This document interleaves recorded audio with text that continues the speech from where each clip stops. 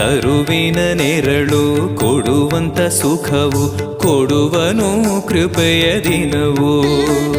ಸ್ಥಿರ ಇರುವ ಮನ ಎನಗಿರಲಿ ಶರಣಾಗತಿ ಎಂದು ಬರಲಿ.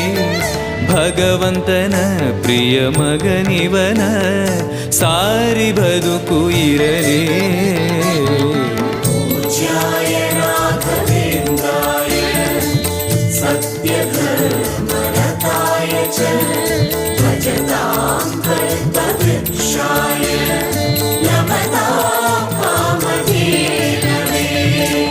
ಆಲಯವೆಂದರೆ ಮಂತ್ರಾಲಯವೇ ಬೇರೆ ನಾ ಅರಿಯಲಾರೆ. ರಾಜನು ಎಂದರೆ ಶ್ರೀ ಗುರು ರಾಜನೇ ಮತ್ತು ನಾ ತಿಳಿಯಲಾರೆ.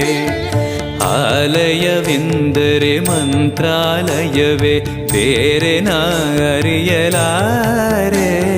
ರಾಜನು ಎಂದರೆ ಶ್ರೀ ಗುರು ರಾಜನೇ ಮತ್ತು ನಾ ತಿಳಿಯಲಾರೆ.